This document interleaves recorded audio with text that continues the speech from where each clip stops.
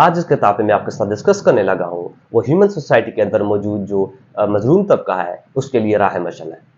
And oppress तबके के साथ ओप्रेसर की तरफ से होने वाली जो ओप्रेशन है उसके लिए लिबरेशन के लिए एक एजुकेशनल मूवमेंट के तौर पे भी काम करती है। एंड ये किताब है pedagogy of the oppressed by Paulo Freire. Paulo Freire बुनियादी तौर पे 20th सेंचुरी के leading Brazilian educator and philosopher थे और इसने ये किताब 1968 में लिखी थी।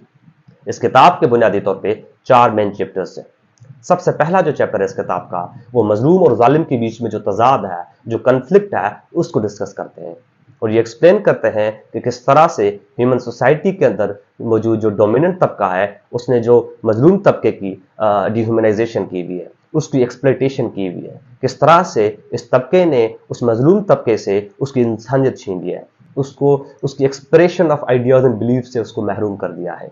और पालो फ्रेरे ये कहते हैं कि ये जो डिह्यूमनाइजेशन है ये बुनियादी तौर पे जो डिविसिव समाज है और जो अनजस्ट सोशल स्ट्रक्चर है आपका उसका नतीजा है कि आपने समाज को स्ट्रक्चर ही इस तरीके से किया है, आपने समाज में इतनी डिवीजन्स की हुई है, इतने क्लास डिवीजन्स पैदा की हुई है कि आपका एक तबका उठ के पूरे समाज की एक्सप्लॉयटेशन कर रहा होता है, पूरे के पूरे समाज की डिह्यूमनाइजेशन कर रहा होता है और उस हद तक कर रहा होता है कि मजलूम तबके को पता भी नहीं चलता, महसूस भी नहीं होता कि वो एक्सप्लॉइट हो रहा है, उसकी ऑपरेशन हो रही है और वो उस ऑपरेशन को, उस डिह्यूमनाइजेशन को अपना नसीब तस्वर करते हैं, वो उसको अपनी फेट तस्वर करते हैं। और इस चैप्टर के अंदर आगे एक्सप्लेन करते हुए पालो फ्रेरे ये कहते हैं कि ये जो डिह्यूमनाइजेशन है, ये जो ऑपरेशन है मजलूम तबके की, इससे निजात पाई जा सकती है, इससे लिबरेशन पाई जा सकती है और वो लिबरेशन सिर्फ और सिर्फ मजलूम तबका ही दे जा सकता है क्योंकि मजलूम तबका ही पालो फ्रेरे के नज़दीक इस कैपेसिटी को रखता है कि वो इस लिबरेशन पा सके। पालो फ्रेरे ये कहते हैं कि only the oppressed class can understand the necessity of the liberation. उसको आज़ादी की फिजा का पता है, वो इस चीज़ को समझ सकता है और इस स्ट्रगल के दौरान जो मजलूम तबका है वो ना ही सिर्फ खुद को आज़ाद करे बल्कि जो जालिम तबका है उसको भी इस लिबरेशन से, उसको इस ऑपरेशन से खुद को आज़ाद करे। एंड इंटरेस्टिंगली इसी चैप्टर के अंदर पालो फ्रेरे ये भी कहते हैं कि ये बात गौरतलब है कि इस स्ट्रगल के दौरान, इस जो लिबरेशन की जदोजहद के दौरान जो ऑपरेस्ड क्लास है that must not be the oppressor of the oppressors.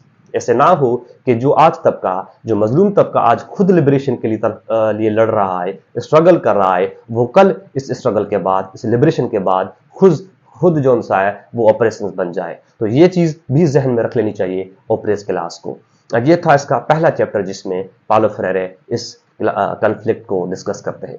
इस किताब का जो दूसरा चैप्टर है वो टीचर स्टूडेंट जो रिलेशनशिप है उसको एक्सप्लेन करते हुए पालो फ्रेरे जो मौजूदा तालीमी निज़ाम है उस पर कड़ी तनकीद करते हैं और ऐसे तालीमी निज़ाम को वो बैंकिंग कंसेप्ट ऑफ एजुकेशन तस्वर करते हैं कि एक ऐसा निज़ाम जहाँ पे टीचर स्टूडेंट का रिलेशनशिप सिर्फ और सिर्फ एक सब्जेक्ट एंड ऑब्जेक्ट का रिलेशनशिप होता है, एक ऐसा निज़ाम जहाँ पे टीचर एंड स्टूडेंट का जो रिलेशनशिप है, जो ताल्लुक है, वो strong speakers and meek and docile listeners के तौर पर तस्वर किया जाता है। एक ऐसा निज़ाम जहाँ पे जो टीचर है वो नॉलेजेबल कंसिडर किया जाता है। एक ऐसा निज़ाम जहाँ पे स्टूडेंट का रोल्स इतना है कि वो एक डिपॉजिटर के तौर पर तस्वर किए जाते हैं। एक ऐसा निज़ाम जहाँ पे जो स्टूडेंट है वो एम्पटी कंटेनर के तौर पर तस्वर किया जाता है, वो empty containers that are to be filled by the teacher with the knowledge.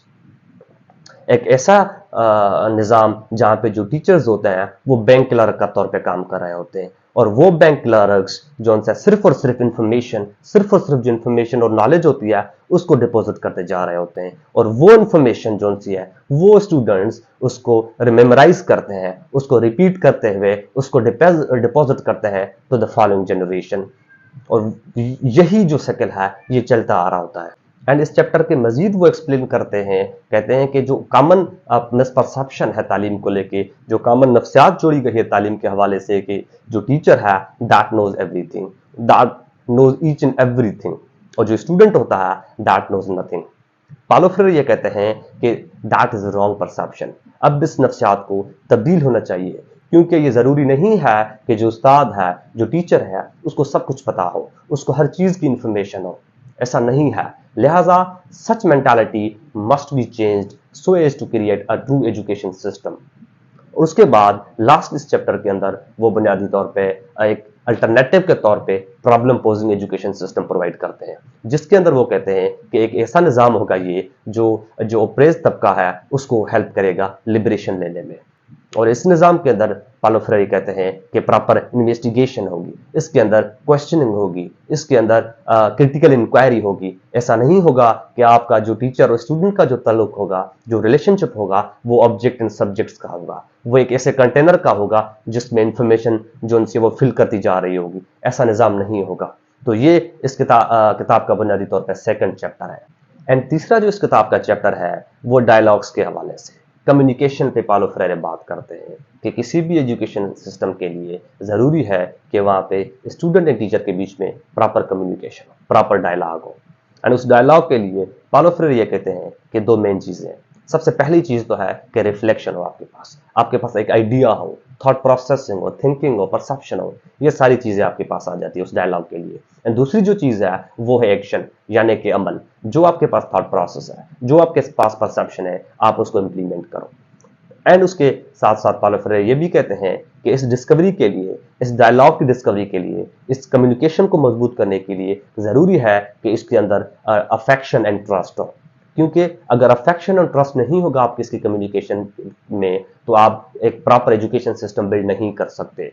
क्योंकि अगर आपके आइडियाज़ में, आपकी परसेप्शंस में, आपके जो एक्शन है उसमें तजाद होगा, तो nobody will trust you and nobody will follow you and nobody will follow your education system। इसीलिए वो कहते हैं कि आपके पास एक मजबूत जो है वो डायलॉग होनी चाहिए, और मजबूत डायलॉग के लिए कि ज़रूरी है कि आपके पास कम्युनिकेशन हो। अगर आपके पास डायलॉग नहीं है तो आपके पास प्रॉपर कम्युनिकेशन नहीं होगी। अगर आपके पास प्रॉपर कम्युनिकेशन नहीं है तो आप एक अच्छा और सोफिस्टिकेटेड किस्म का जो एजुकेशन सिस्टम है वो प्रोवाइड नहीं कर सकते। ये बुनियादी तौर पे था इसका तीसरा चैप्टर। अब इस किताब का जो फोर्थ चैप्टर है, obviously that is the last one, वो थर्ड चैप्टर की बुनियादी तौर पे सप्लीमेंटेशन है विद सर्टेन चेंजेस। और इसके अंदर भी पालो फ्रेरे दो मेन चीजें एक्सप्लेन करते हैं, एक डायलॉजिक्स और दूसरी एंटी डायलॉजिक्स। डायलॉजिक्स जो उनसे है वो उसको सोर्स ऑफ लिबरेशन कंसीडर करते हैं। वो ये समझते हैं कि जो डायलॉजिक्स है एक ऐसा निज़ाम जहाँ पे डायलॉग हो, वो आज़ादी की और निजात की जो है वो जरिया बन सकती है। क्योंकि और इसके लिए ज़रूरी भी है, वो कहते हैं कि जो मजलूम तबका है इस डायलॉजिक्स को क्रिएट करने के लिए उसके लिए दो तीन चीज़ें ज़रूरी है। सबसे पहली चीज़ वो कहते हैं कि जो मजलूम तबका है उनके बीच में कोऑपरेशन हो, वो खुद से कोऑपरेट कर रहे हो। दूसरी चीज वो कहते हैं कि यूनिटी भी हो उन मजलूम तबके के साथ। अगर उस मजलूम तबके में यूनिटी नहीं होगी, वो इकट्ठे नहीं होंगे एक प्लेटफॉर्म पे, तो जो जालिम तबका है वो उनको मजीद एक्सप्लॉइट करता जाएगा। एंड जो तीसरी चीज है वो ये कहते हैं कि मजलूम तबके के पास इस लिबरेशन को लेने के लिए ऑर्गेनाइजेशन हो, कोई तंजीमी स्ट्रक्चर हो जिसके बेसिस पे वो फाइट करे, वो स्ट्रगल करके अपनी लिबरेशन की तरफ पहुंचे। ये तो था डायलॉजिक्स जिसको वो एक्सप्लेन करते हैं। अब इसका जो दूसरा पहलू है वो है एंटी डायलॉजिक्स का, जिसके अंदर पालो फ्रेरे कहते हैं कि ये सोर्स ऑफ ऑपरेशन है, ये सोर्स ऑफ डिह्यूमनाइजेशन है। ये एक ऐसा सोर्स है जिसको यूज करते हुए जो ऑपरेजर तबका है वो ऑपरेज तबके को मजीद एक्सप्लॉइट, मजीद ऑपरेज कर रहा होता है। वो भी इसमें भी कहते हैं कि जो जालिम तबका है वो तीन चार चीजें यूज करता है इसको ऑपरेज करने में। सबसे पहली चीज वो कहते हैं कि वो डिवाइड एंड रूल का कंसेप्ट यूज करते हैं कि जो ऑपरेज तबका है वो उसको डिवाइड करते हैं मुख्तलिफ फैक्शंस में, मुख्तलिफ कास्ट में, मुख्तलिफ सेक्ट्स में उसको डिवाइड करके, ताकि जो उनका पावर है, ताकि जो उनकी अवामी जदोजहद है, जो उनकी अवामी स्ट्रगल है, उसको सबोटाज किया जाए, उसको कमजोर किया जाए। ये उसका पहला है। अब इसका जो दूसरा बुनियादी तौर पे चीज है वो ये कहते हैं कि जो जालिम तबका है वो कॉन्क्विस्ट के तौर पे वो हमेशा खुद को डोमिनेशन की शेप में रखना पसंद करता है। जो जालिम तबका है वो कॉन्क्विस्ट करता है, हर लिहाज से कॉन्क्विस्ट करता है। वो आपके कल्चर को कॉन्क्विस्ट करता है, वो आपकी जुबान को कॉन्क्विस्ट करता है, वो आपकी नफ्सियात को कॉन्क्विस्ट करता है, और कॉन्क्विस्ट करके जो सा है वो आपको एक्सप्लॉइट करके आपको ऑपरेट करने की कोशिश कर रहा होता है। ये इसका दूसरा था। अब इसका जो तीसरा है बुनियादी तौर पे वो ये कहते हैं कि ये मुख्तलिफ मैनिपुलेटिव टूल्स यूज करते हैं, ये आपको मैनिपुलेट करते हैं, ये मैनिपुलेशन करके जो सा है वो मजलूम तबके को एक्सप्लॉइट कर रहा होता है। और ये मैनिपुलेशन के टूल्स मुख्तलिफ टूल्स हो सकते हैं पालो फ्रेरे के नजदीक। तो ये बुनियादी तौर पे लास्ट चैप्टर था जिसके अंदर पालो फ्रेरे ये दो चीजें एक्सप्लेन करते हैं। और ये किताब थी पेडागॉजी ऑफ द अप्रेज्ड, जिसको हमने डिस्कस कर दिया। उम्मीद करता हूं आपको ये किताब अच्छी लगी होगी। Thank you.